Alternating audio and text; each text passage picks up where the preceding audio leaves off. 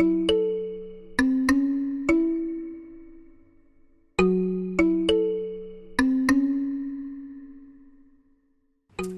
in welcoming General Thompson, I would like to say that he is a cyber leader, and as Michael said, that's critically important in this emerging field. Marcus has been not only in the Australian Corps of Signals in the Australian Army, he's a commando and he's served overseas in a number of really interesting and important missions. He's also got a PhD from a university down south in cyber security.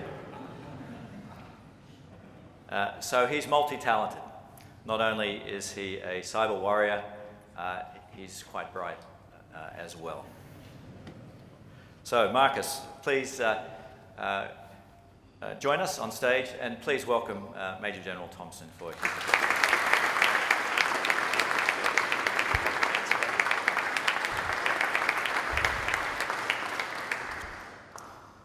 Vice-Chancellor, ladies and gentlemen, good evening. They don't give PhDs away at UNSW. I'm very happy to own it. Look, ladies and gentlemen, it's a great pleasure to be here with you this evening. I feel privileged to be here amongst so many distinguished folk. I just also say that I feel quite privileged to be here with so many people with whom I have served over the years in one capacity or another. I know there's quite a few here, not the least of which, of course, is Rob Moffat, who was an instructor at the Royal Military College when I was a cadet, and took the role of mentor and shepherd during the mid-stage of my career, and it's just fabulous to make these connections. Ladies, I feel privileged to speak with you this evening and talk you through my experience as the head of information warfare in the Australian Defence Force. Now, I've been in the role for about 2 years now, and as you're aware, a lot can change in that time. And in this world, the cyber, electronic and information domains, small changes can mean a great deal. So in addressing this topic of information warfare, what's next? Rather than walk you through a list of those changes over the last couple of years in a blow-by-blow manner, I'm going to pose some questions for you to consider. And I do so not because of the presence of so many academics here this evening, but I do so because I think these questions represent where we are after roughly 2 years since the formation of Information Warfare Division and addressing information warfare in an Australian context. I think the questions also shine some light on where we have to go to next if we are to truly exercise national power in the information environment.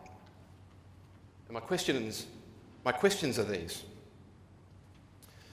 The questions are deliberately crafted to generate a response from each of you, and I'll address each in turn. Let's talk about legislative frameworks. On the 30th of May last year, the Attorney-General announced that the Australian Government had commissioned a comprehensive review of the legal framework governing the National Intelligence Review. The review is being led by former Secretary of Defence, Mr. Dennis Richardson, AO.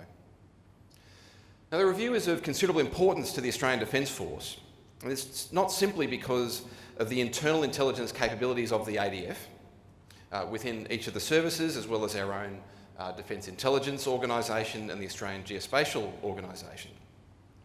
It's also because we live in a time where the relationship between Australia's whole of government intelligence capabilities and our military operations have appropriately and sensibly become much closer. Now, the reasons for this are complex, connected not least to changes in how wars are being fought. The ADF's almost constant operational tempo is another reason for this military to intelligence proximity. A renewed account of the appropriate boundaries between government's intelligence agencies, their roles, functions and authorities has become essential. Now, this is especially the case within the so-called information environment. And I made the remarks a couple of months ago to a conference on information warfare that we hosted in Canberra with my Five Eyes peers. That's my counterparts from Canada, New Zealand, the United Kingdom and the United States. And I offered that we are currently at risk of missing the point about conflict in the information environment. We are at risk, in short, of failing to recognise that we are already in a fight in this domain. We might therefore need to act as militaries in the information environment in a way that preserves our national interests and also preserves our militaries from full frontal assault in the information domain. You'd be aware that the ADF operates under the Defence Act and has a tight interest in the Intelligence Services Act when it deploys. These legislation, with all their updates, cover the intelligence and warfare activities that the ADF is invariably involved in on operations. However, the information environment and the continuing exponential growth of IP-based military and dual-use technology has thrown the ADF a real curveball. Information capabilities and conflict using them straddle the legal areas of both intelligence collection and responses to offensive, malicious, state-sponsored acts. Can therefore become difficult to account for information capabilities use as warfare, as espionage, as criminal activity, or indeed as a combination of all three. It's my hope that the Richardson Review into Australia's intelligence framework will account for problems of this kind. For example, what will the ADF do where its freedom of manoeuvre is physically hindered by attacks in the information environment? And I'll invent a scenario here for argument's sake to illustrate my point. Let's say there's a cyber strike against Australia's homeland infrastructure which limits the ability of the ADF to communicate with deployed and allied forces. Would the ADF be licensed, authorised to respond here? Or would we need to call other civilian agencies to our aid? In such a scenario, would such agencies, like the Australian Signals Directorate, have sufficient resources and tasking priorities to support the ADF? Or might they be occupied elsewhere and with other more complex problems that a clever enemy has set us to ensure that we are hindered from using our military?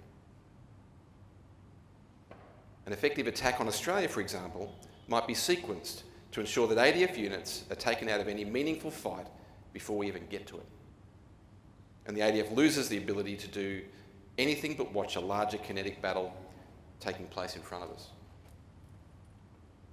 Could the ADF be left tactically hamstrung in a battle designed to ensure that our multi-billion-dollar force structure is muted through deliberate chaos sent through our C4 and intelligence, surveillance and reconnaissance systems?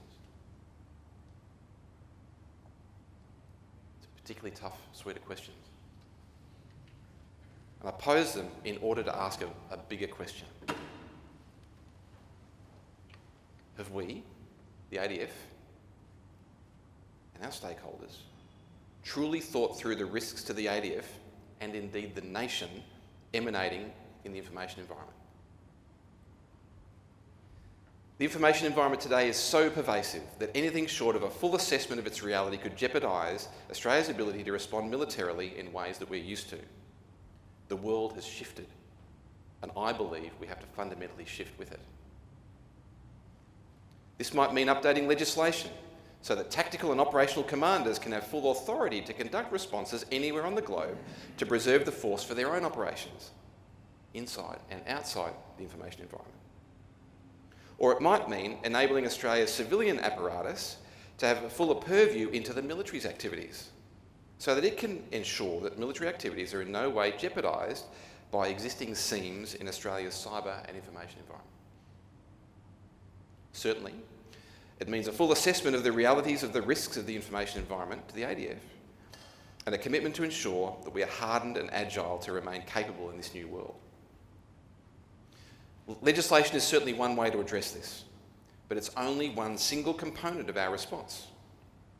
What we really need is a collective understanding of warfare in the information age, and perhaps also a review of ADF force structures in order to fight and win in this domain. So let me move to my second question regarding force structures. Now, to help make my point, I'm going to take a quick detour through history. The history that was consequential to Australia and bears re-examination today.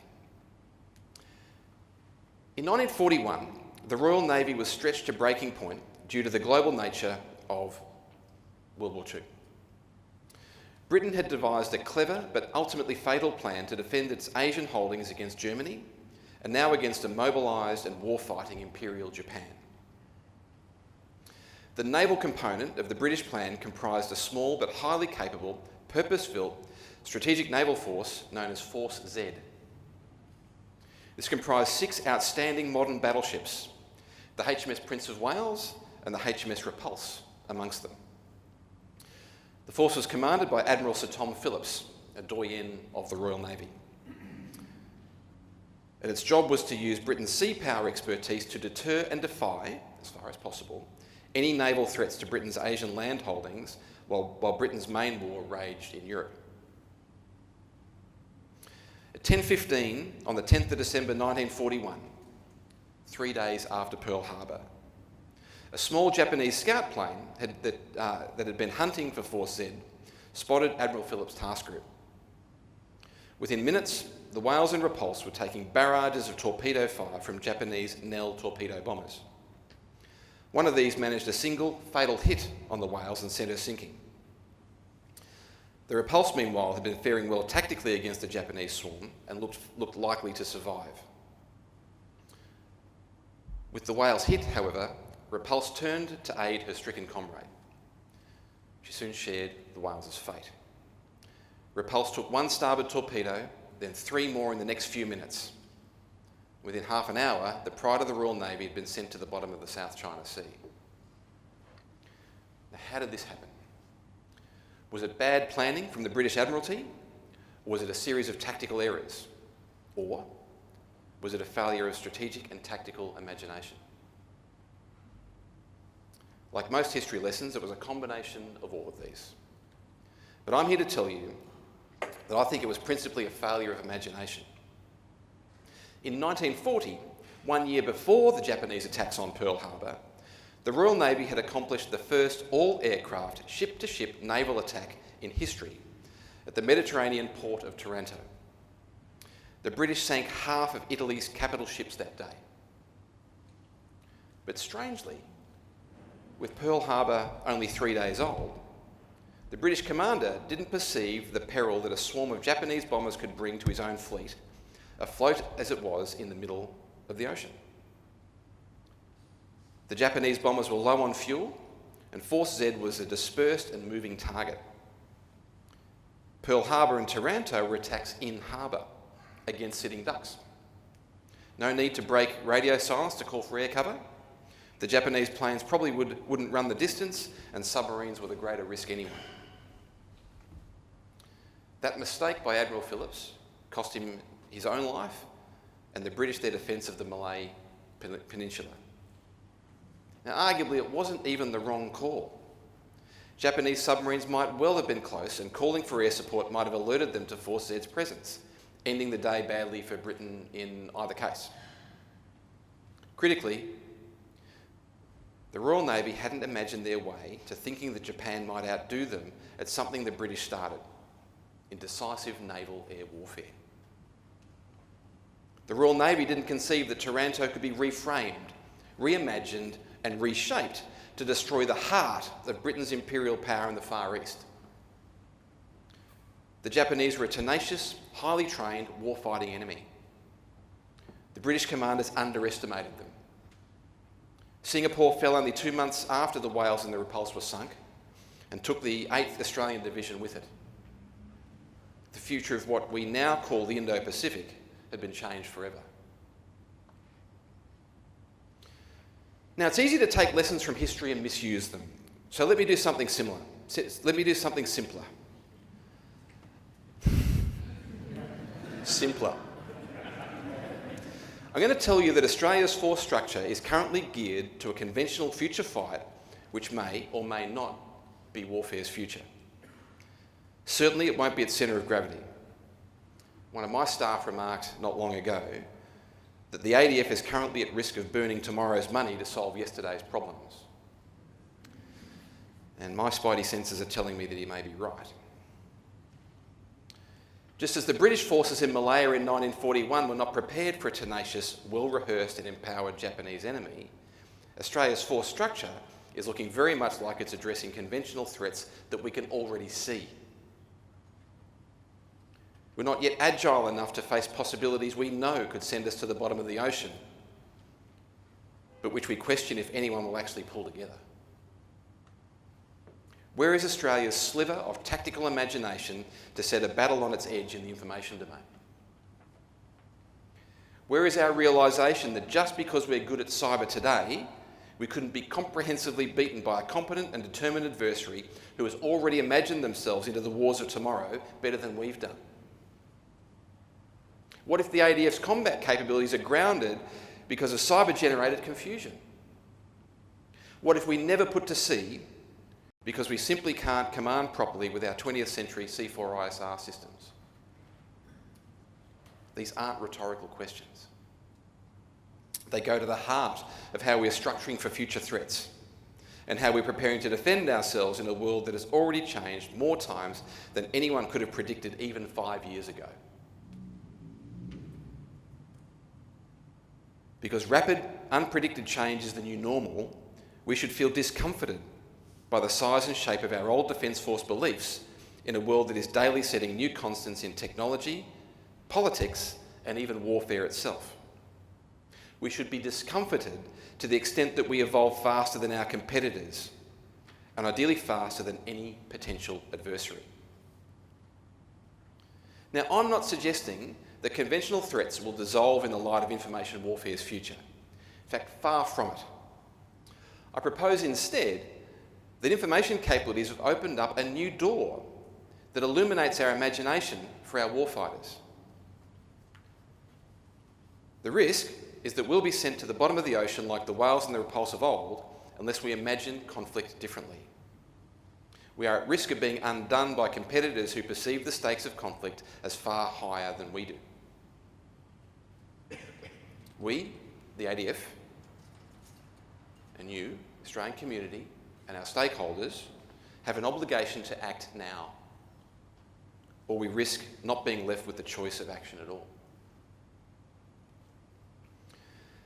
In another lesson from history, the turn of the last century British dreadnoughts were fearsome battleships whose conventional superiority also marked the beginning of British naval decline.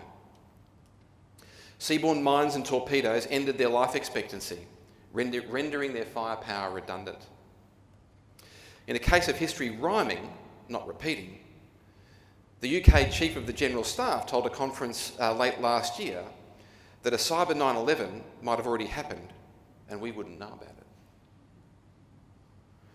And if I can verbal the UK Chief of General Staff here, I read him as saying that the mines in the cyber domain may have already been laid. The fearsome dreadnoughts of our modern force structures may already have passed their use-by date. Our conventional forces might not even get out of bed in the morning before the next war is over. The US Congress recently authorised US special forces to support foreign forces working against hybrid war or so-called grey zone conflict. I think this was a welcome legal move. It came after years of conceptual discussion about hybrid and grey war in strategic circles. Certainly I view the typical and convenient distinction between Phase 0 and Phase 1 as having become so blurred that that doctrinal construct has collapsed to the point of irrelevance. We also need to start working out now what these authorities mean for information war. If grey zone activities, those beneath the threshold of traditional physical conflict, disable our information systems, we won't have time to argue about whether the war was hybrid or grey. We will have already lost it. And I might add, cyber is only one arm in the information environment. So I suggest to you that as a nation, we've only just started to think through the information warfare challenge. Now, I'm creating this picture because I don't see that Australia is acting even remotely fast enough to keep tempo with the risk that we're seeing emerging. Now, if anything I'm saying here is true, What are we to do? I propose that we undertake a thorough examination of what the information environment does to warfighting. And please don't get me wrong, ladies and gentlemen. I don't mean here to cry the sky is falling and be somebody henny penny and declare the 2016 Defence White Paper to be redundant. I mean truly restructure our imagination and become our enemy trying to tear us apart. How will the information environment affect the Australian Defence Force? Are my worries about force structure justified? Or should we just maintain radio silence and worry only about the submarines that we know will be in our waters? I think it's our duty to ask how the ADF can become like a swarm of 1941 Japanese torpedo bombers able to menace the legendary capabilities of all modern militaries. I think we should work through how the ADF can develop and train fighters to operate metaphorically low on fuel across open oceans of the cyber domain, to sink those menacing the ADF and who seek to do Australia harm. Only this way will we red team our way to information warfare proficiency. Only this way, I believe, will the ADF become an adversary as skilled as any that we have to be prepared to fight in the information environment during any phase of the competition conflict spectrum. So this brings me to my third and final question today. I want to talk to you about narrative. And I don't mean storytelling in a general sense. I mean the precise account we give of ourselves as warfighters in the information domain to the Australian public that we are duty-bound to serve. And why is this important? It's important because storytelling is as old as warfare. The relationship between what we say we are doing and the policy settings under which we are doing it is essential in today's environment. We can't afford to imagine that the Australian public will be happy to live with a nothing to see here, sorry, way too classified, these are not the drones you're looking for approach to information warfare. And I think our story has to go something like this. The nature of war is changing in the information age. We have to get across what this means urgently. It needs thinkers, planners, academics and practitioners like those in this room, along with our outstanding policy officials and strategists, to imagine ourselves to agility in the information age. Actively challenge your assumptions. We already know that old verities are being replaced by new realities. We have to become masters of what this means and turn it to our advantage. Citizens and digital capabilities can become proxies in the information domain in ways that they don't understand. Defending the nation in the information environment is a collective responsibility. Therefore, cybersecurity information awareness is everyone's business. We need to educate the public and make sure they understand the new world that we're all in.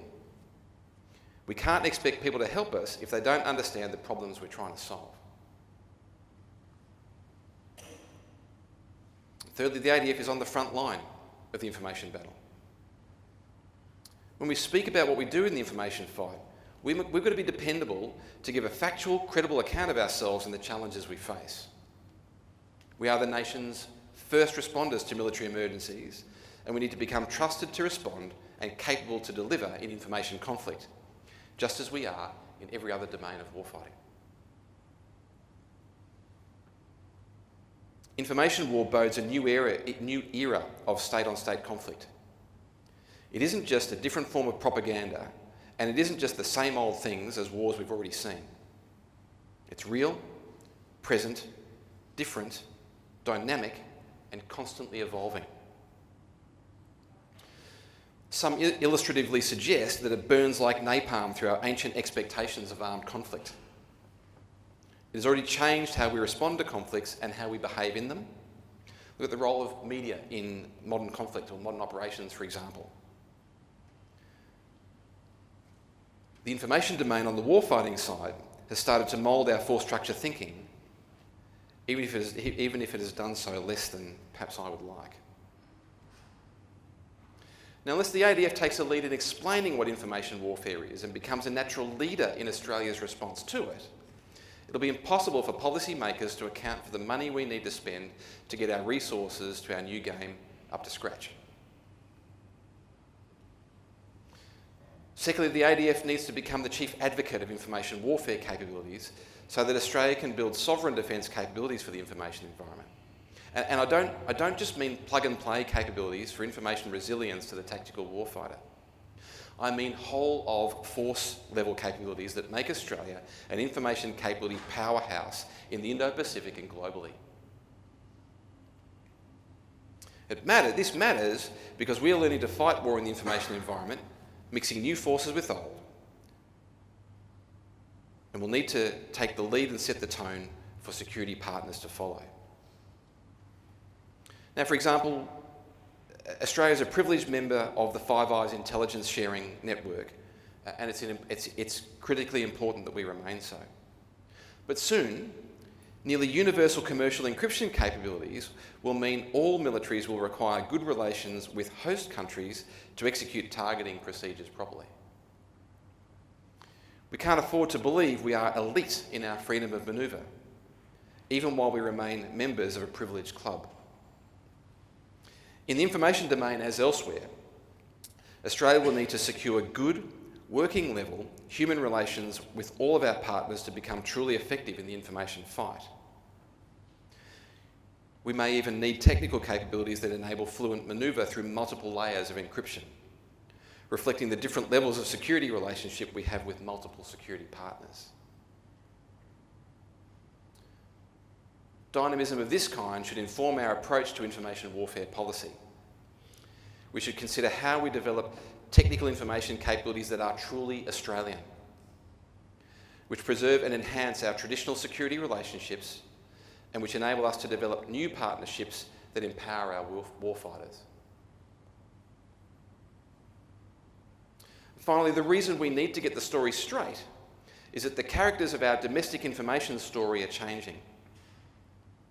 As I highlighted in an article last year with the Centre for Strategic and International Studies in Washington, the changes in Australia's homeland security settings risk leaving the military without an information bed to lie in. The formation of the Department of Home Affairs, the Office of National Intelligence, and the statutory independence of the Australian Signals Directorate within the Defence portfolio are welcome events and much needed by Australia. But the ADF's cyber and information capability requirements will need to be considered against the powerful and entirely reasonable demands of each of those agencies into the future. Each one of Australia's agencies charged with cyber and information security have specialised expertise in their fields, which differently shape their approach to the information environment. So unless the ADF articulates its specific information environment needs, we may miss out on making our unique and critical contribution to national security, which will involve information capabilities across the board. The ADF has a story to tell and to put into the minds of its stakeholders. And that story should help Australians reconfigure their understanding of conflict in the information age. This also means telling our story in a way that connects with a teenager when they look at information warrior in the Australian Defence Force. The ADF's current information war concepts are too abstract for people to quickly grasp. Our story hasn't been clear, and sometimes it hasn't been there at all. We have to change this so that everyone understands the nature of the information fight, and we in the ADF better get at it. Now, that's more about information war. Let me move specifically to cyber. So, my portfolio as the head of information warfare encompasses cyber, electronic warfare, information operations, space-based capabilities, intelligence, and command and control. It's quite the portfolio. But my absolute main effort is cyber. So the Chief of Defence Force, Marcus, get after cyber. Two immediate observations when I came to this job. The first was that cyber is a frequently used, poorly understood non-word. And I fought it for years. I always viewed cyber as a prefix, like electro or aero. cyber something, cyber security, cyber attack, cyber defence, whatever. And I fought it. I'll share with you, I've since learned that there's resources attached with the word cyber, so I'm all in. The second observation that I'd make is that when I would use that word cyber, I reckon 99 people out of 100 in their minds would go to offence. When in fact it's the defence of our networks and mission systems that is not only the most pressing priority, it's the much harder effect to achieve. And I say networks and mission systems because it's not just about computer networks. If you think of the military Internet of Things, the proliferation of IP-based and dual-use technology, in my lifetime, there'll be no more old-fashioned hydraulics in the Australian Defence Force inventory. Everything will be fly-by-wire, sail-by-wire, drive-by-wire. And the first thing that'll happen when that ship comes alongside, when that aircraft is towed into a hangar, or when that aircraft pulls into a workshop, is that someone, probably a contractor, is going to plug in an electronic device. So I needed to bring some structure to the conversation about cyber. And let me share it with you, and I'm probably going to go a couple of minutes here, Rowan. And we'll see if this is of use to you. I think of cyber in four bins, and I'll step through each of them. Self-defence, passive defence, active defence, and offence. So astute observers would notice straight away that 3 of those 4 columns include the word defence. Excellent. Right. So let me work this through. So firstly, self-defence. This is about culture. It's about awareness. It's education. This is everyone's responsibility. This is don't be that person who clicks on the link in the phishing email. Don't be that person who finds a USB stick in the car park and plugs it into the control systems for your centrifuges. Anyone not heard of Stuxnet? Right? Technology is now 10 years old. It's great that you're working on your fitness and that you are using the tech to monitor your improvement. But you really need to upload all of that to Strava and tell everyone where the perimeter of your forward operating base is, where the dining facility is and where the gymnasium is. What are you posting online? How do you keep yourself, your mates and your family safe in cyberspace? We used to call it operational security. I call it don't be stupid. Self-defence. Passive defence is the domain of communicators and system administrators. This is where we think, hey, if you're responsible for a network or a mission system, you think about its defence. How compliant are you with the ASD Essential 8?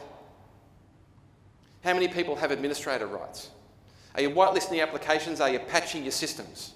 Do you have sufficient situational understanding so that you can detect and triage anomalies? Importantly, it's these 2 bins that I think of as cyber security. Cyber security. It's the other 2 bins that I think of as cyber operations, with active defence being our defensive cyber operations, hunt teams, people sitting on or near friendly systems, actively seeking out and countering threat activity, and of course offence being offensive cyber operations, and if you're not in the Defence Force or in the Australian Signals Directorate and you're doing that, it's illegal.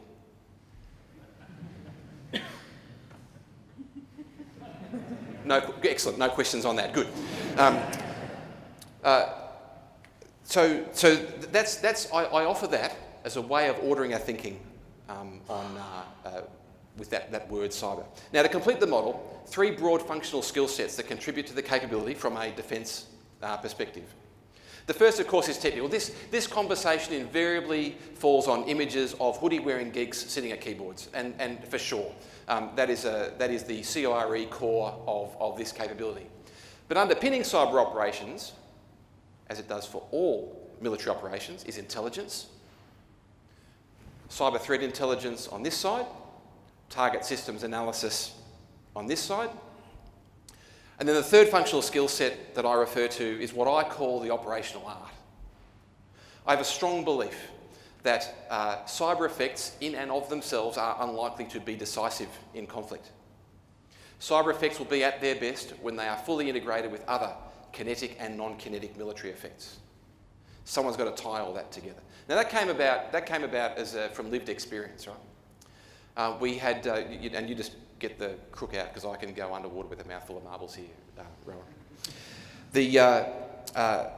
This came about from lived experience. So the first time Army ran a training activity on, for cyber operations, and we did it at that Southern University that's affiliated with the Defence Academy, and the course finished with several days of free play, capture the flag type activity on the cyber range there. And I was watching these young soldiers, these computer operators. What they couldn't do with a keyboard was not worth doing. But some of them, uncomfortable in a contest.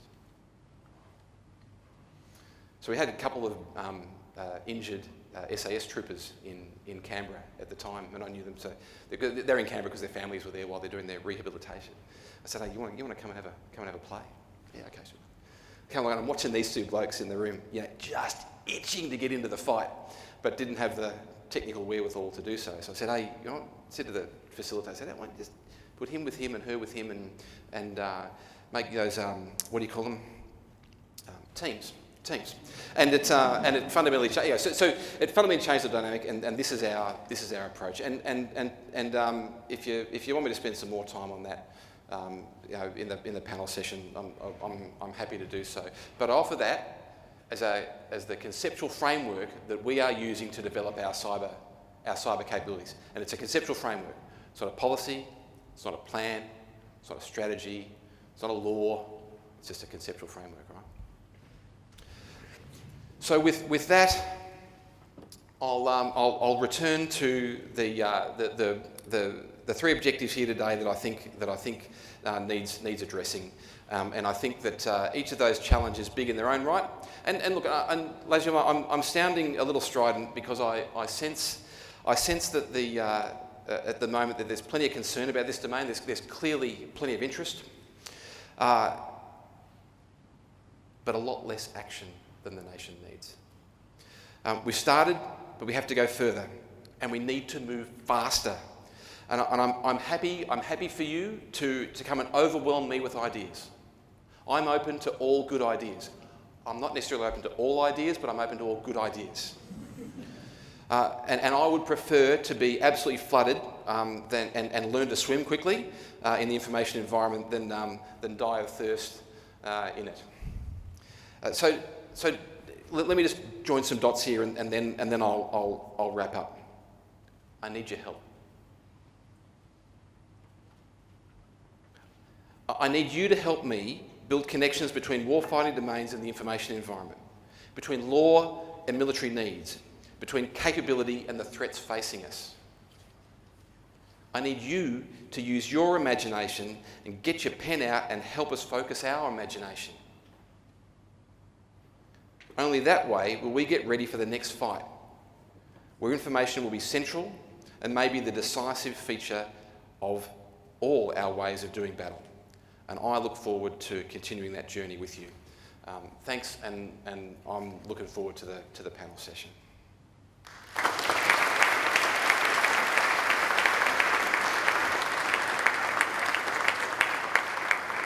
done. Thank you for that. No, it's good. It's great.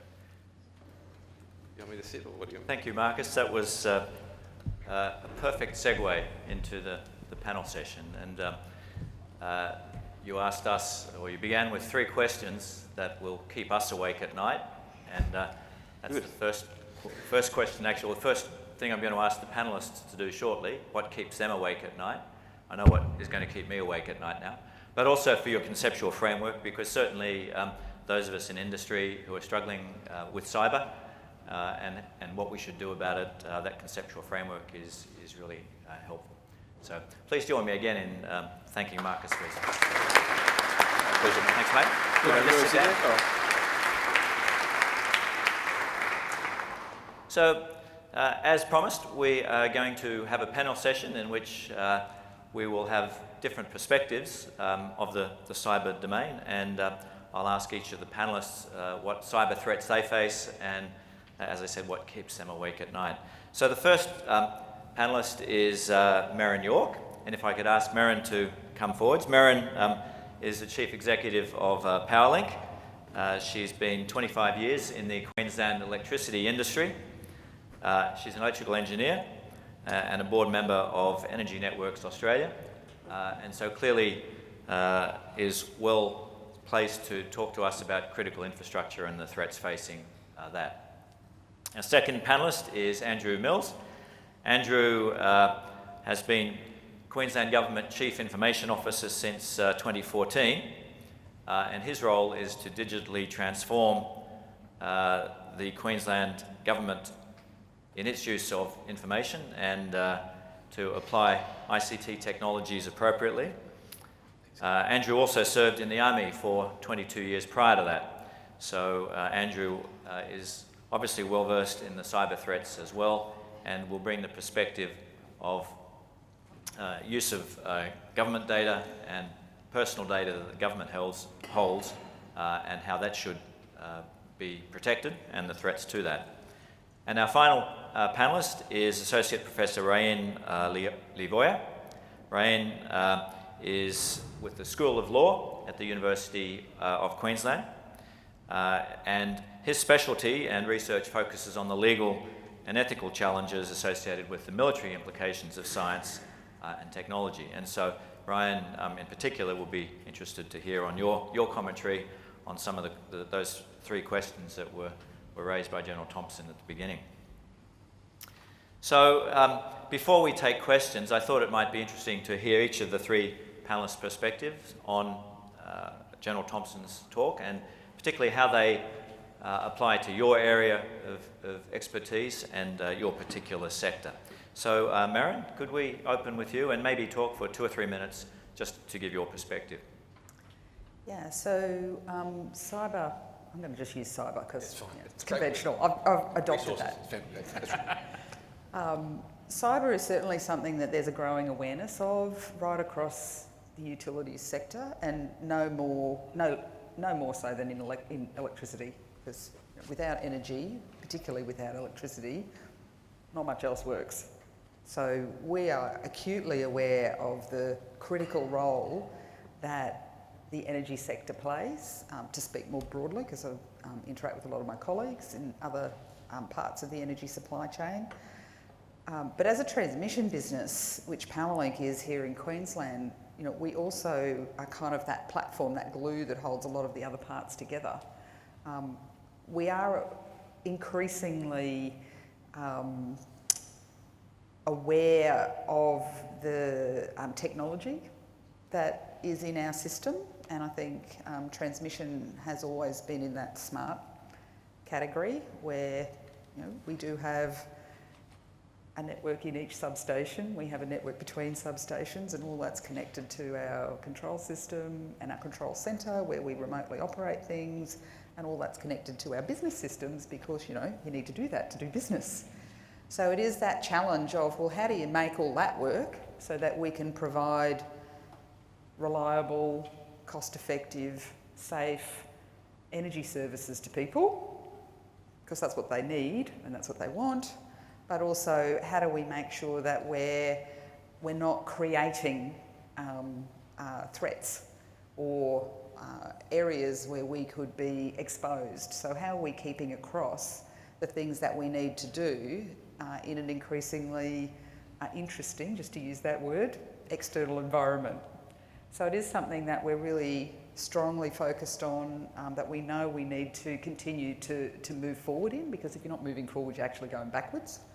So you need to be keeping across things, moving to better approaches which deal with the external environment that we face as it evolves. Good, thank you. And Andrew, do you want to give us your perspective from the Queensland Government perspective? Speak under cement about this topic for hours. 3 key areas, I suppose, from perspective of state government. One, very big service delivery organisation that actually operates 7/24 and now is reliant on technology to do its job. So if it actually doesn't work, we stop. We've had a few situations recently with hospitals.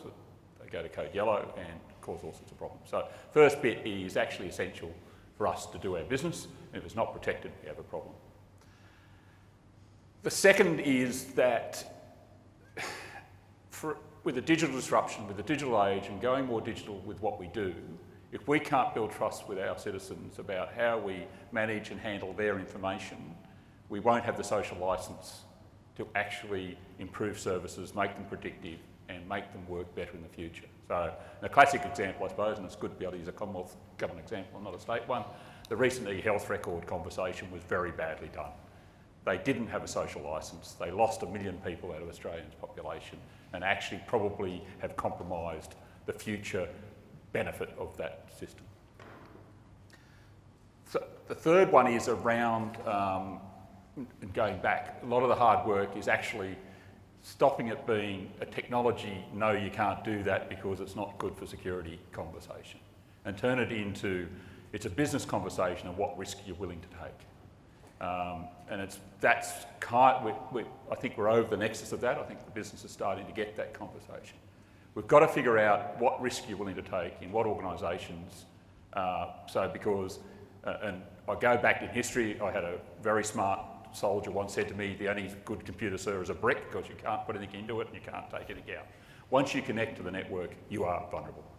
It's not if, but when you will be attacked. So it's that sort of conversation and actually getting to the business and getting chief executives to go, this is no different to a fraud risk I have in my organisation. The day we actually have cyber security or information security, I'm an old school as well, on every executive meeting agenda, like we have work, health and safety, it's a day I've succeeded in actually getting it out of the technical world and getting into the operational world. Thank you. And Rain, there's been a lot of discussion of some of the jurisdictional and legal implications of cyber. Do you want to comment on those? Yeah, maybe I'll just start with a sort of reflection on what General was saying. I think one of the most important things to come out of his talk was how the range of threats that Australia as a nation state has to deal with are changing, and the role of the Australian Defence Force has to change along with it. I mean, the public probably has a very particular perception of what the role of the ADF is, and that needs to shift. That has shifted already. The Australian Defence Force has over the years taken on peacekeeping tasks, for example, that are not part of the traditional role of an armed force, but as the saying goes, the armed forces are capable of doing that job. And it seems that there are certain tasks in the cybersecurity space as well that an armed force is particularly well placed to deal with. And obviously the regulatory and policy framework needs to adjust that reality, even though that might be a bit uncomfortable for some of the civilian agencies to deal with. In terms of what keeps me awake at night, obviously these broad problems of cyber hygiene in various organizations that we need to tackle. But I think that there's also a broader issue of very effective information operations launched by states against other states to influence their domestic democratic decision-making processes. I think that perhaps is my biggest worry in this space. Great. Thank you. So we'll open the floor for questions. Maybe while people are thinking of questions they might wish to raise, I might just continue on that theme of regulatory and legal implications and just pose the question that companies like Microsoft have been calling for the adoption of something like a Geneva Convention for the digital domain. And the first question that raises is do we need such a convention in order to place boundaries on what's acceptable and what's not in a civilized, under the assumption of a civilized society.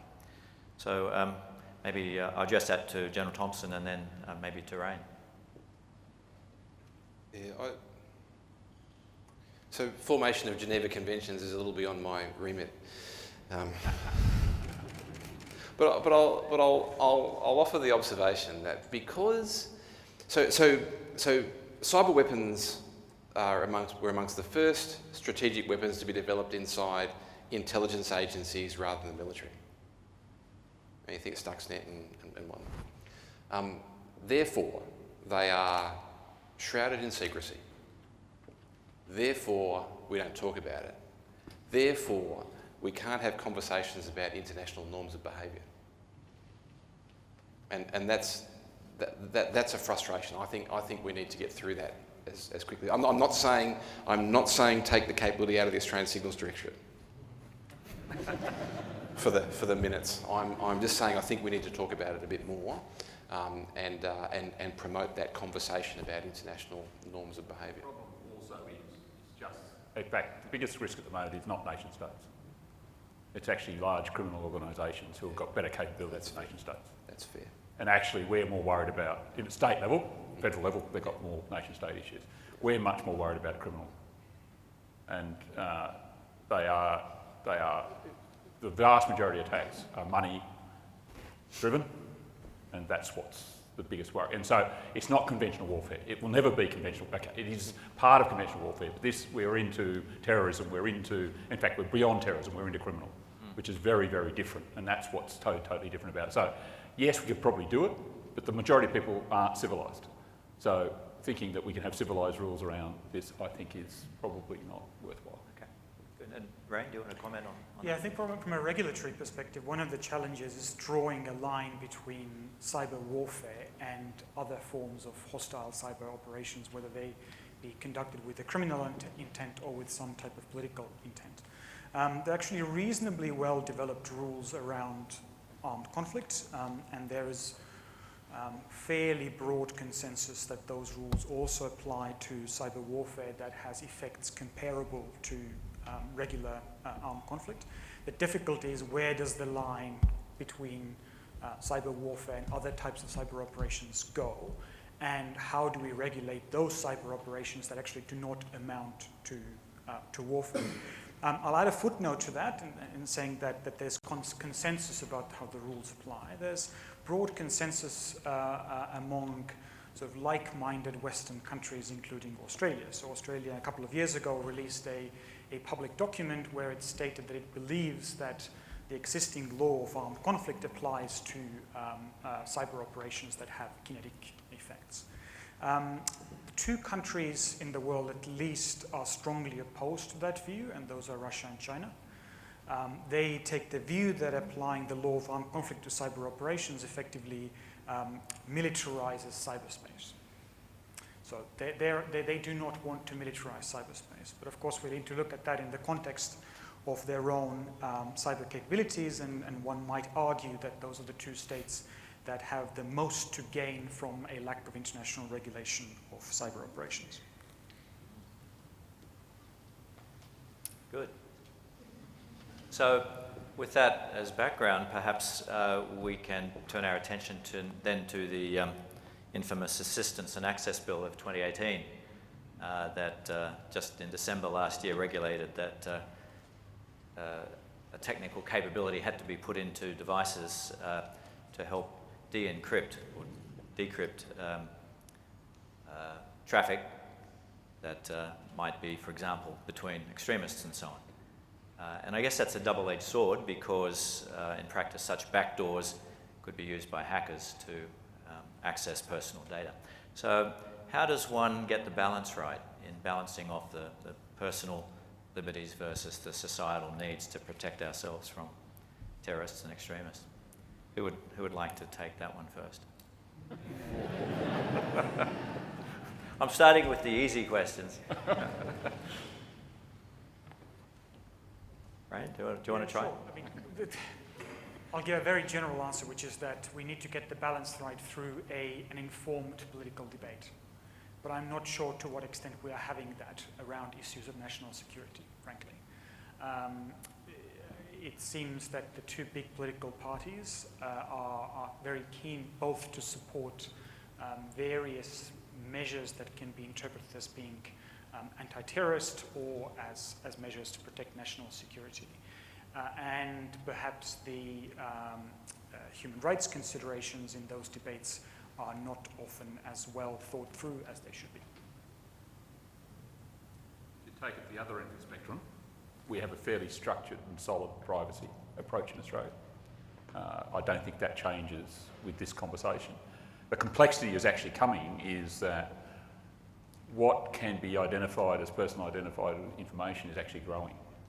That's the challenge, that with a lot of the modern capabilities of being, one, able to re-identify data that has been de-identified, but two, use data to find where someone is by bringing together a whole heap of previously identifiable data. So there is a real challenge in society to understand those issues and work through it and start building acceptable norms of what is acceptable and not. And I'm not sure we're even having that conversation yet and understanding it where it goes.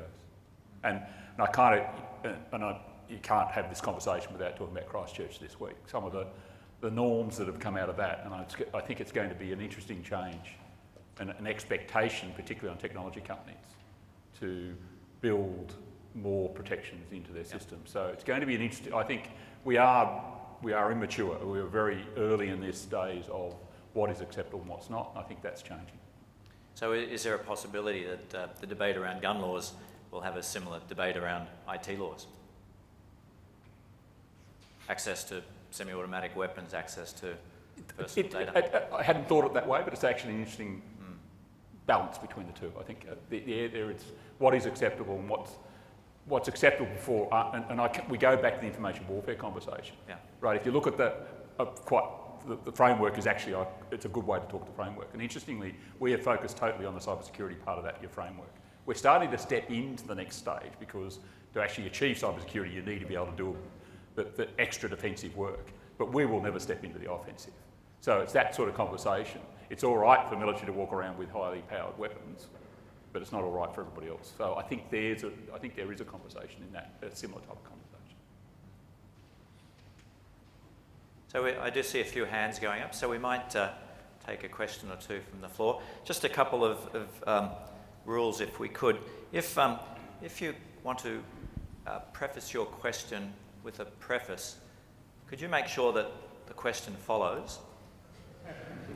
And secondly, can you make sure the preface is perhaps 10 seconds, because there's probably 200 other people that are also hoping the preface will be 10 seconds. No preface. It's great you're talking about the legal, so I'm interested in your perspective on what legal framework we should have.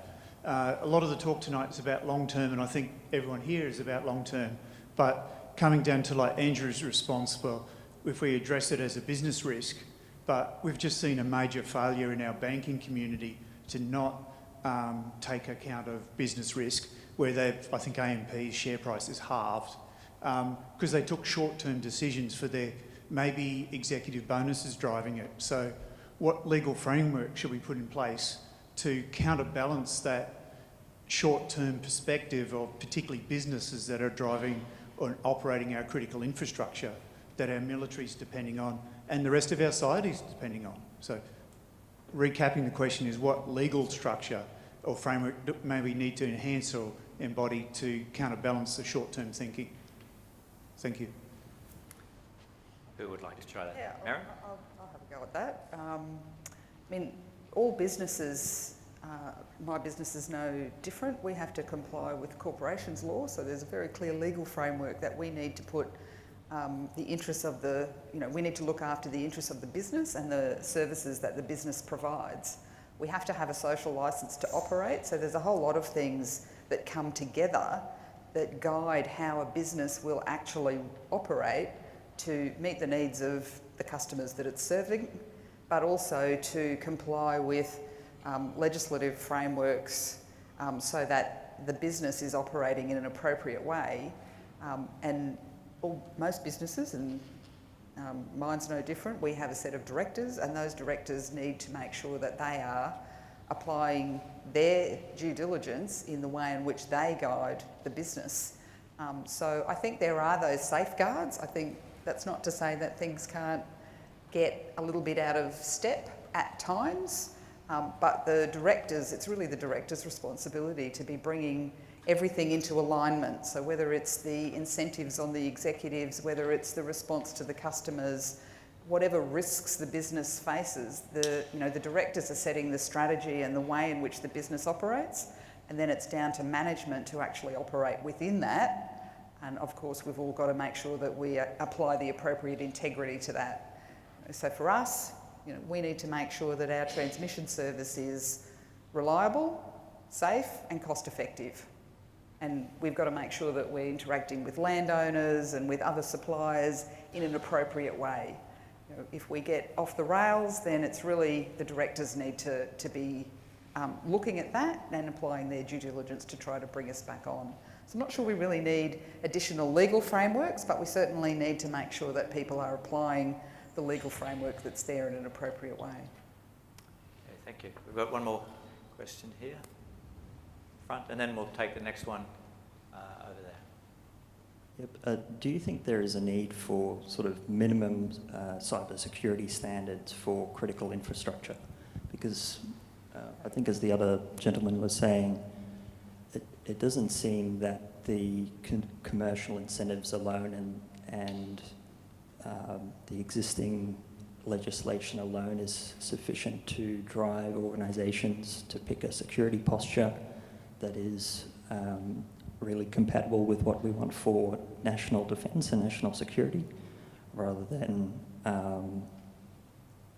only their sort of commercial interests. Well, I can talk a little bit about what's going on in the energy sector from a critical infrastructure and cybersecurity perspective. I'm sure many people here will be familiar with the Finkel review that occurred post a fairly large blackout that occurred in South Australia. And one of the recommendations that came out of the review by Alan Finkel, who's the chief scientist, was that we need to lift our cybersecurity arrangements right across the energy sector. So there's a very large piece of work going on at the moment where all energy businesses are looking at, well, what is the level.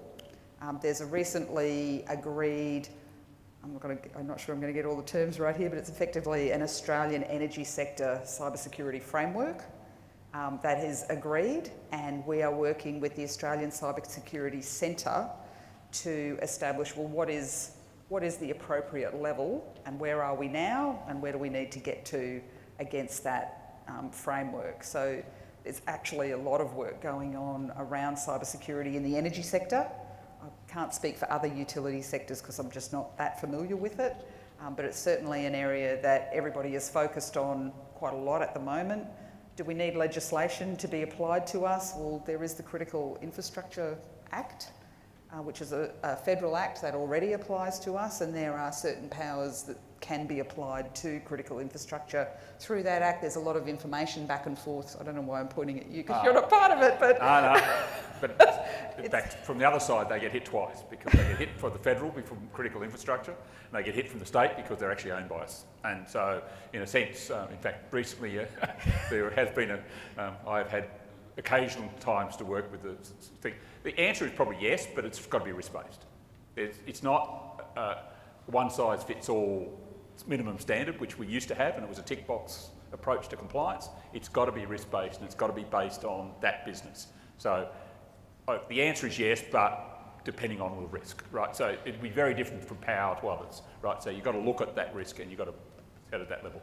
We could spend all our budget on cybersecurity and still not be safe. Right, so it's got to be balanced and at risk. That's right, and we have to be very mindful of making sure we're delivering both a reliable and cost-effective supply for electricity consumers, because eventually I've got a goal eventually that energy won't be in the paper every day. Good, thank you. The cost of energy, I mean. Good luck. We had a question here, and then next question we'll take Peter down the front. Thank you for coming out tonight. My question is to you, sir. What are your current plans for the current ROE structure for the Defence Force when they're deployed? So for my example is the 7th Brigade is deployed as part of the Ready Battle Group, and they are cut off from camera completely communications-wise from fishing trawlers just off the coast. What is your current ROE structure for those soldiers to not only carry out their mission, but the wider implications of their ROE? Thank you, sir. As in rules of engagement? Yes, sir. Okay. So I mean, I'll just come back to my framework. I mean, I'm in, well, I was going to say I insist, but I'd be encouraging every member of 7 Brigade to be thinking about that self-defence. So who's posting what on social media?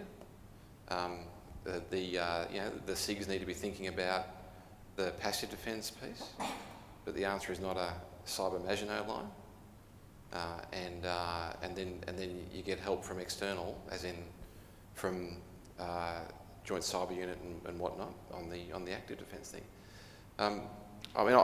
It starts with this self-defence.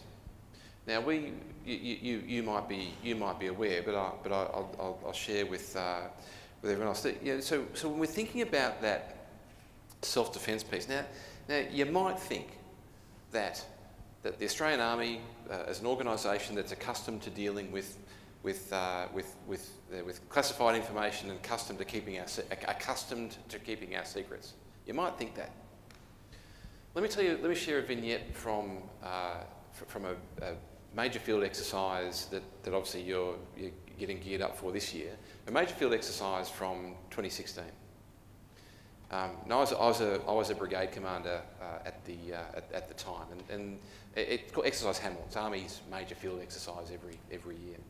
The exercise was in Kaltana in South Australia.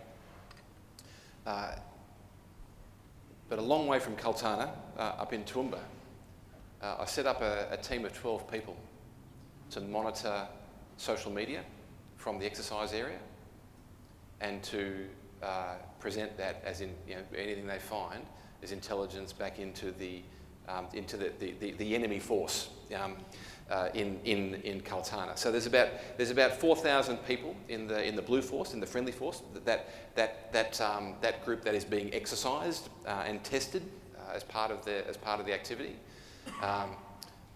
It's about 4,000, right? An important number. That team of 12 people in Toowoomba 12 people, 5 cyber operators, 5 intelligence operators, and 2 lawyers. The 2 lawyers are important. That was to ensure our compliance with privacy, right? So it's social media monitoring. The rules of engagement were don't move past any passwords and cease your line of inquiry. Cease your monitoring as soon as your line of inquiry extends beyond the member of the Australian Defence Force to their family or friends or whatnot. That was the privacy piece. Important constraint. That team of 12 people took less than 48 hours to completely unpack the Blue Force. Unit names, unit locations, geotagged images, and in some cases, unit intent. I mentioned 4,000 people in the Blue Force. That team in 48 hours generated 671 files on individuals that led directly to actionable, targetable intelligence that fed straight into the Blue Force. The enemy commander was delighted. That was Exercise Hamel in 2016. Fast forward to a similar activity 1 year later, and I'm pleased to report a significant improvement in the collective performance. However, an individual during that exercise still posted to social media a geotagged image from the inside of a command post, and the image included the battle map.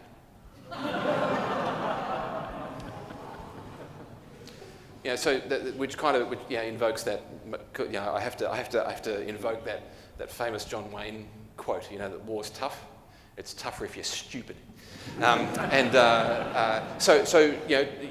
It starts with that self-defence, and it's that culture that's thinking about defending, protecting your networks and mission systems, protecting your mates, protecting your families, and protecting yourself in cyberspace. Right, we have a question down the front. I can repeat it, Peter, if you're able to talk. No. Okay.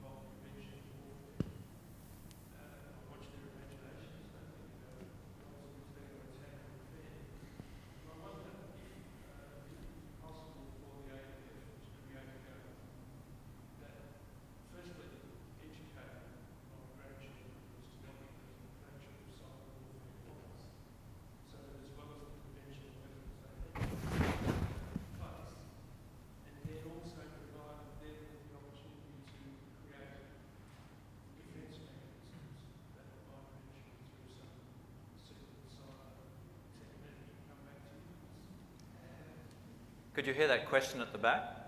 So we have the previous chief scientist of the state suggesting that his grandchildren should make play a computer game in which the cyber warfare element is part and parcel of the combat. Is that in order to educate them on the cyber threat?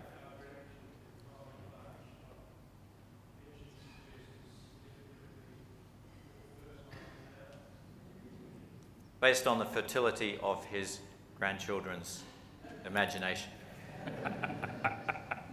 Look, it's a cracking idea. I'll say up front that there's a Geneva Convention against recruiting child soldiers. And Australia is very respectful of that. I'll look forward to seeing your grandchildren at the Defence Force recruiting place. Look, I mean, you pose that as if we're not already doing it.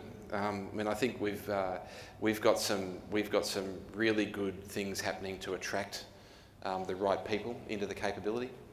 We have policy now that makes it easier for people to transition between full-time and part-time service, and we don't necessarily, if people are coming in with skills, we don't necessarily make them run up and down steep hills in the middle of the night carrying a machine gun.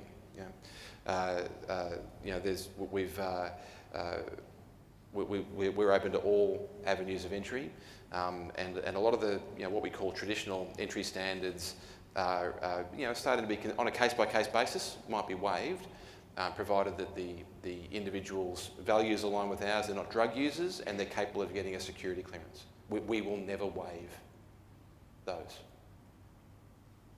But thank you. There's a question down the front. We might. Okay, so we'll take you at the back, and then we'll bring the microphone down the front. Sorry. Okay. General Thompson just gave a good example before about how privacy is a national security issue, how the soldiers uploading this information could give an enemy actionable intelligence. But as was mentioned from what Rain and Andrew said before, we're seeing a lot of other activities from certain nation-state actors where the privacy of the average citizen is potentially a national security issue, where nation-state actors are pulling up all this information about people to essentially use to target their weapons of mass persuasion in creating essentially fifth columns in promoting ideologies of fascism and racism amongst populations. So what role is there for the Defence Force, as opposed to intelligence agencies, in working to protect the privacy of civilians for the sake of our national security? So well, why don't I have a crack at that, and then I'll deliver a perfectly rearward pass. So first things first, law enforcement is not a defence mission. We've got police and what? Yeah. No, well. So let me say, what are we doing about it? Well, me coming and talking at events like this, trying to lift the collective view and awareness and education with regard to cyber security. I mean, I would be delighted if every citizen of Australia would actually have a think about what they are freely giving into cyberspace, what information they are freely giving away, and how a professional analyst with a targeting mindset might be able to use that information against them, be they criminal or state-sponsored or whatnot. It is remarkably simple. It is remarkably simple, but it takes a mindset change. I think you're probably being a tad harsh on the Defence Force in some senses. There's a lot of work going on at the broader government level around a lot of those issues. And if you take the example that what's now ASD, which is a national security, what used to be the Defence Signals Directorate. So it was more about the defence of Australia. It's actually moved quite considerably, and that's where one of Marcus's challenges is what used to do a lot of this work is now focused at much broader than just the information warfare side. So there's a lot of work going on, and in a sense there is, in fact, ACSC, the Cybersecurity Centre now has outposted sites, and in fact Brisbane had the first one. So there's a whole heap of work going on about how we start supporting society, how we change what we do. Yes, focused at government business, but it's starting to look at local government, the broader government, but it's also starting to look at things like small business.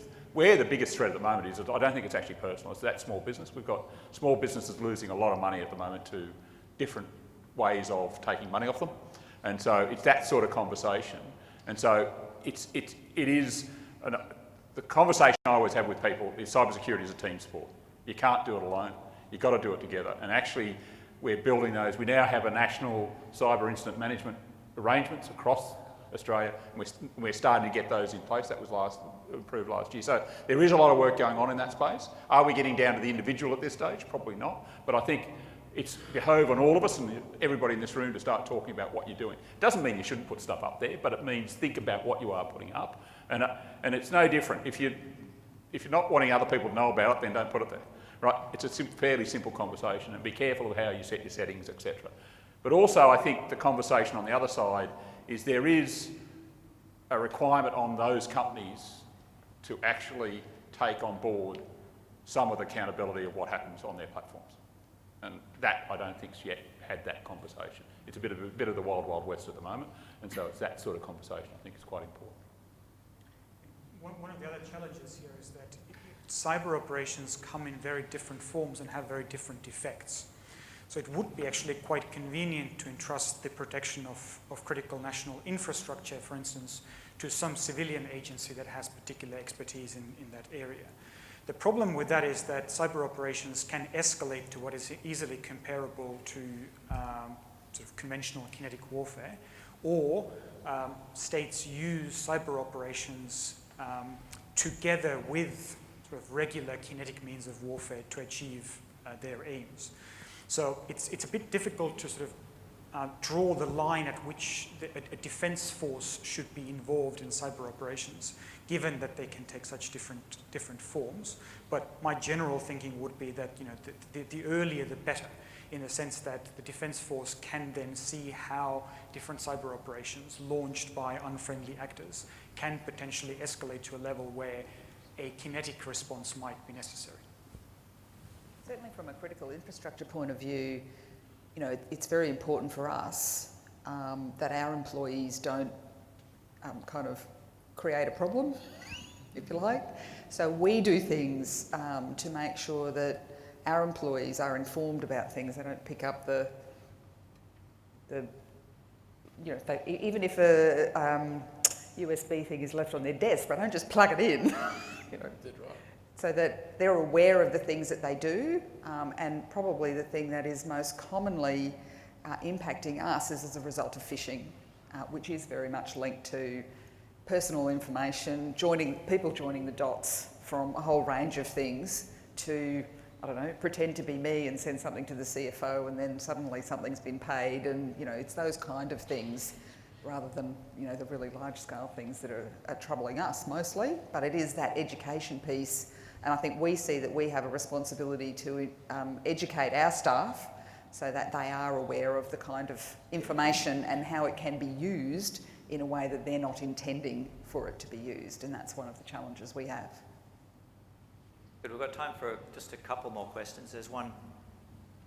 Yep. Oh. So you have the microphone, sir. Yeah. Okay. Go ahead. It's Christopher, Marcus and Andrew.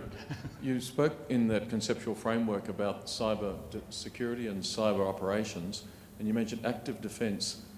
Could you enlarge a bit on how much of a role you see for civilian agencies and for private sector organisations in active defence? Well, so I think passive and active defence have to go together. So I mean, in military circles, I talk about the answer not being a cyber Maginot Line. So students of early World War II history might recall that between the First and Second World War, the French government built a series of physical fortifications along the French-German border. designed to keep France safe from an invasion from Germany. I'm told, I've not inspected them myself, but I'm told impressive physical fortifications, right? Designed to stop the German army. The German army just drove around it, albeit through terrain that was been assessed that they might not be able to get the tanks through, but they just drove around it. The answer here is not bigger firewalls. I mean, I think Andy mentioned that that you could spend whatever you like on your passive defence, and you're still vulnerable. The active defence piece is a human capability. It is people actively seeking out and countering threat activity on your own systems. It is necessarily smaller numbers of more highly trained people, and I think it's an essential part of any comprehensive approach to defence. We'll take a question down the front. Thank you. Yeah, my question's for General Thompson. Just going back to your conceptual framework in terms of how do we best prepare the cyber warriors and cyber leaders of the future? How do we adequately give them the skills, knowledge and attributes that are going to be required to work in the future environment? I notice that the Defence Force is changing its approach to individual and collective training with the decisive action training environment, which is certainly a step in the right direction, moving away from the dreaded Missourians and Cimmerians of the past. But I wonder what possibilities are there in terms of the necessity for linkages with the university sector, etc. It's a cracking question, Dougal. The training piece is I don't think I'm sharing anything secret by saying we've got some fairly comprehensive training programs for the active defence and the offence piece. I doubt that would be a surprise to anyone, and we are building that workforce quickly. That was the plan that the government set out for us in the 2016 Defence White Paper, and we are well ahead of the schedule that White Paper laid out, and we will continue to scale that capability. Most of that training we'll do ourselves. It's necessarily going to occur behind closed doors, and we will do most of that training ourselves. For the keyboard operators, opportunities for universities, I think, come in when we think about that operational art piece that I talked about. People who can imagine how these effects can be integrated with other effects, and be thinking through, how do we order our thinking? And this is not just a military. This is not just a military problem. I mean, I think about non-executive directors, who many of whom are accountants or lawyers, not engineers or cyber specialists. They need some knowledge in order to fulfil their fiduciary duties as board members. CEOs, so that asking the right question, so that the CISO, the CIO, the Chief Risk Officer is not accused of marking their own homework. And I think there's a broader play here for the academic sector beyond defence and beyond the national security community. That said, I'll continue to pose questions, and I invite contributions to address those questions. And all I'd say is, don't wait for someone to tell you what to do. There is so much to be done in this space, and there is plenty of work for everyone. We might take one more question from the floor, over this side.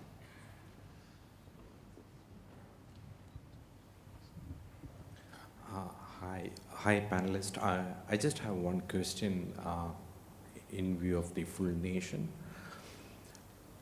The major risk what organizations see is that lack of, they don't have security controls. In the other side, every common man has 1 or 2 mobile phones in their hand. What are we trying to protect in terms of, what are type of protections that we can enforce in mobile technology such that the common man also gets protected? Do you want to take a stab at that, Andrew, first? I just didn't quite catch it. So the question related to mobile devices and how do you secure against breach through mobile devices? I kind of go back to the conversation about the responsibilities of those building those systems. And I think there is a conversation about that, of how do we protect society and those sort of issues. Most of them are reasonably secure now, as long as you do the right thing. A lot of the time it's, the classic issue is if somebody wants to jailbreak the phone, they've actually it's opening up for everyone. So it's how you want to set up yourself. I think there is, and going back to our ex-chief scientist conversation, the kids coming through today are learning this stuff as they go. Yes, they make mistakes, but they pretty quickly learn where to make switches and what they do and what they don't do. So I think there is a whole societal shift here. People of our generation are the ones that struggle the most. I kind of work way through that. But it's an interesting conversation about what you choose to do and how you choose to do it. But I think there is that next side of, and a politician who has built a lot of respect in the last week or so, is some of the conversations coming out of New Zealand at the moment about what's your social licence to operate, what's your social capability, and in some senses going back, and I suppose I'll go back to disaster management, and we work in that because it's an area we step into. It's what is the individual's requirement, not just wanting someone else to come and tell you what to do. So there is a conversation about individual requirements in that space. I will just finish off with a conversation that it's not just national defence, is what's the real challenge in cyberspace is actually what is a cyber issue can very quickly become a disaster. And it's probably the closest to pandemic, right? Because actually that's a similar thing. And so the real challenge we have is in the past we just managed these things in a technical way. We've actually got to get now, if the consequence is going beyond just technical, then how do we actually step into the disaster management area as well as the defence area?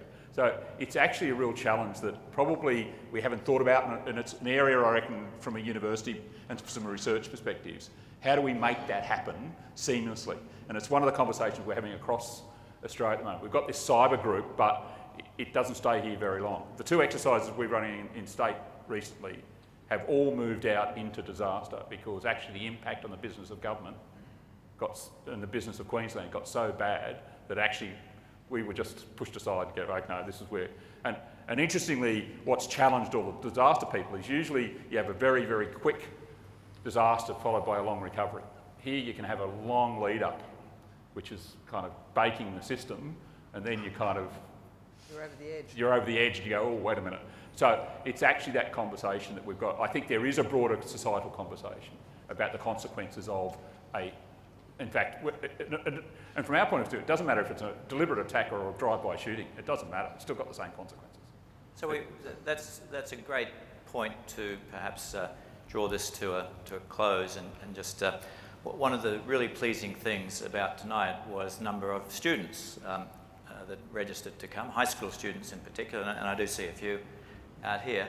So just to close, I wonder if I could just ask each of the panellists just to talk about the opportunities they see in the space, and if you were a high school student or even a young university student, what would you do to help in this cyber domain?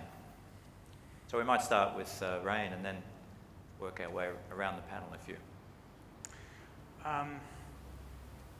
So we talked a little bit about educating cyber specialists or cyber security specialists, but my sense very strongly is that we need sort of cyber security capability across society. It's not just enough that we have excellent cyber security leaders. It's an issue that affects everyone. I educate lawyers for a living, and I've recently had conversations with colleagues about how we need to train cyber lawyers, perhaps, and I tried to persuade them that there's no such thing as a cyber lawyer in the future, because every lawyer is a cyber lawyer. And to some degree, every person will be a cybersecurity person in the future. My advice to anybody at that age is it's one career that won't go away, and it's got more people needed in it going forward, right from if you want to get into the hard end or right through to just managing it. And to give you one example, we're putting a cohort through Cert 4, the brand new Cert 4. And interestingly, of that cohort of 22 people, only about 6 or 7 come from technical skills. A lot of them are admin people who've gone, I see a career here. So don't ignore cybersecurity as a future. I would say in the energy sector, cybersecurity is mission critical. So, we've got to make sure that we are thinking about that holistically. So, we can have, and we do have, very smart people who will, and the nature of the changes in technology in the energy sector, every solar panels and inverter in a house is essentially on the Internet of Things. So how is all that going to connect together, and how are we going to keep that whole system secure from a cybersecurity perspective, is something that exercises our minds quite a lot. So everything needs to be built in along the way, and I think we need people who have the smarts that they can do that at the beginning, not that we're trying to retrofit it. So very much everyone's going to be involved in this going forward that's in my sector. Marcus, So is it high school students? Yep. So I'd say to any high school student, be curious, don't accept the status quo, and if you aspire to a career in cyber and you want to do some really funky stuff, legally, come and join the Australian Defence Force.